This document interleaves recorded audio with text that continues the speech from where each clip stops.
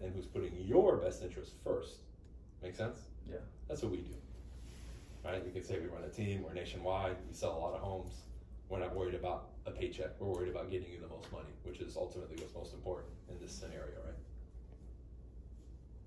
That puts different perspective in her mind too. So I'm just giving you, and with the driver, I'm going to say half of what I say or less, but you get what I'm saying?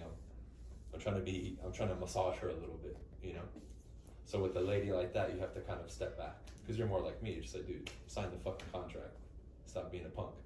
And that's why the listing appointment from the week before went great, because the lady was like a straight shooter like me, and I asked her the prequel questions. She's like, yes. Okay, cool. When I went in, it took like 20 minutes, signed it, I'm out. Yeah. That's why you guys have to just be more versatile and be able to adjust to who you're talking to. It's like an older lady, you said? Yeah, some of them are very like, you know, they want to tell you their life story. And, oh, you remind me of my cousins, you know, or my uncle's, you know, fucking son or whatever. Especially you, because you're even younger. They'll be like, oh, you remind me of my son. Like, damn, your son must be a badass salesman, man. That's what I would say, right? Because it's funny, right? Have you gotten this lady to laugh a little bit yet, or no? No. No? Okay. No, not yet. Okay. Cool.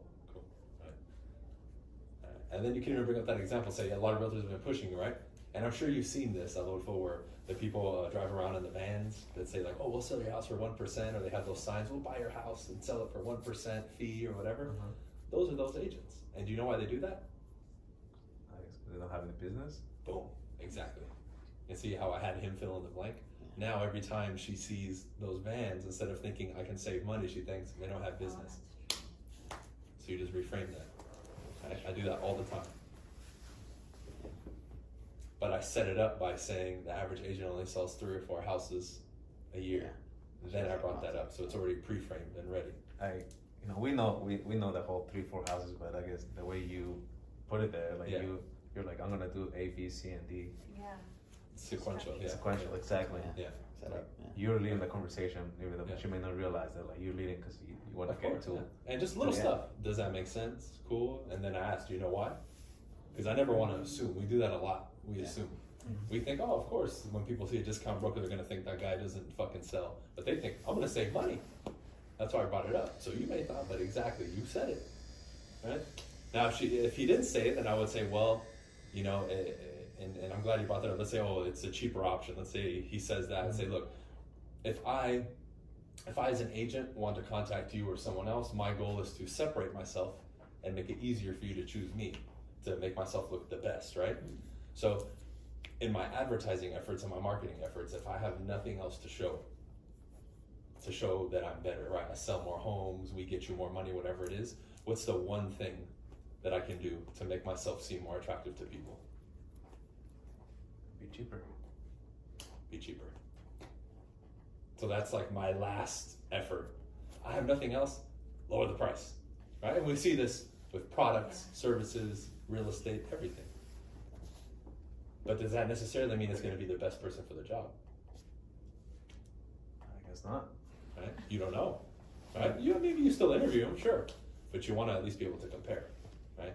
See, so now that's a different way of doing it, but I always want to let them fill in the blanks and make it easier for me to, because I don't like talking shit about people and saying, oh, he sucks, he's cheap, but I just go over the whole concept with them, so then it's easier, right? And in this case, it doesn't sound like she's just choosing somebody based on commission, so she doesn't have to, or he doesn't have to worry about that with her, but that's something you guys can have. Like when they say, what's your commission? And they like grill you on it. Like the example I gave you guys a couple weeks ago. You're like, well, so it sounds like, David, you're making the decision based on just what somebody's commission is, and you're going to choose them based on that, right? Yeah. You got a second for me to tell you, well, that's probably not the best choice for you? Whether you hire me or not doesn't matter, but can I give you a little bit of insight on it? Sure. Yeah, I just throw that in there in case they think I'm just saying that shit, right? Whether you hire me or not is irrelevant. But is it cool if I, share with you maybe a different strategy that might help you, regardless of who you choose?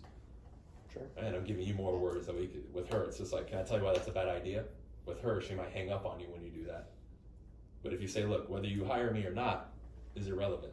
But can I share with you a little information to make your decision-making process a little easier?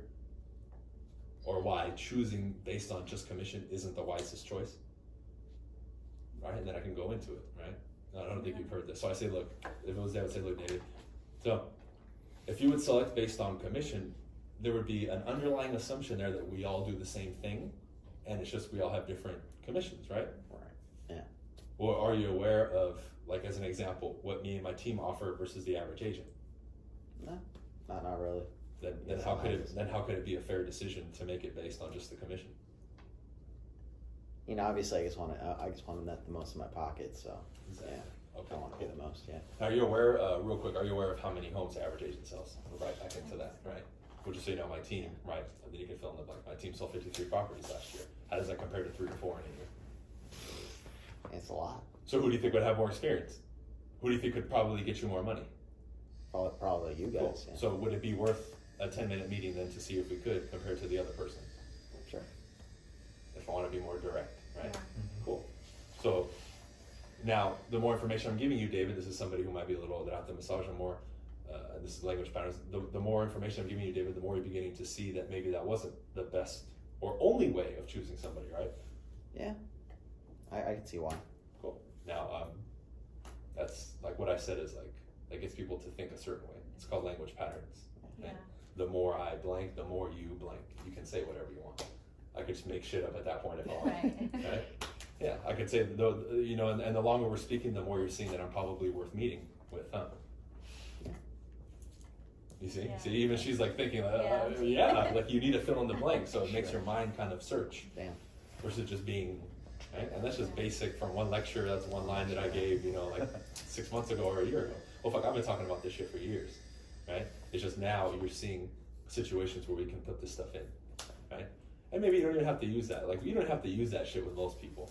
That's more just little stuff you can throw in here and there if you need to get somebody like over the hump to meet with you, you know? You know, we've had a 10-minute conversation so far. I understand you're being hesitant, David.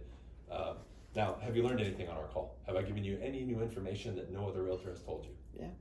And so I'm even like nodding my head while I'm saying it because that's what you want to do. Like, it makes sense, right? Like, you don't have to be like this, but, you know, give a little subtle. All right, you don't want to do that, right? And you'll see people will be like, oh, no. Just go with you, okay? It's natural. Do you want to price the home where it will sell, or are you okay with it sitting on the market for a long time? Like, I still do that all the time, even when I meet with people, right? Yeah. It's just normal. But that's how I can maybe get somebody over the hump, or somebody who's just focusing on commission. Right. All it is a reframe. But the one I did with him, you kind of set it up and then you stack like that, and it makes it a lot more effective, because then it'll be that second time when I asked him, you know, what does it tell you? He's like, well, they're probably not that good, or they have no business, they're not selling a lot of homes. It's because of the point that I made previously, right? Now it's easier for them to go along that line. But that's an education process, and that's why I always throw in the line, you know, and I understand you're being hesitant or you don't want to meet yet, but let me ask you one question, David. Have you at least learned something new being on the phone with me for the last 5 minutes? Couple of things. So the real question is, what else do I know? Right? Right. You think we might know something that could at least assist you in getting your home sold the second time, whether it's now or in the future? Probably. Cool. So if you had the information that you knew for a fact would cause your home to sell, and you had that information now, how would that change your decision? And we'd be sold. We'd be out of here, man. So you would want to sell now. Yeah. Like if you had it already, you could Already sell, you would get go, an offer, yeah. and you knew for a fact, like, hey, like we're running a movie scene that's going to sell. You would sell now. You wouldn't wait? I got one call. I guess the gentleman was more interested in the company that was going to represent him. You brought that up with Loida, yeah. I did. Yeah. And I literally bombed it. Like, my mind blanked. I knew what I It's wanted cool. to say. It's cool. But yeah, that was my issue, and I just didn't even know how to answer it at one point. Tell me, you're really interested in my company. So Um, was he more to the point, or was he more like analytical, or like really wanted explanations? How No, was it? just to the point, because he was Yeah. frustrated. I guess the previous agent just listed Was he when he angry? listed it, and he was a little bit. I guess the previous agent listed the house and gave the wrong information, Mhm. and when people went in, Mm. they were expecting something else. Mm. And Okay. so yeah, Got it. Yeah. So that would be more important than the company if he told you that, but that's Yeah. fine. Let's just handle the company and then we can talk about that. Yeah. So tell me, you know, I want, just say anything. I, You I just want to know yeah. more about your company, man. Cool. Yeah. Yeah. Have you heard of EXP? You haven't heard of it? EXP?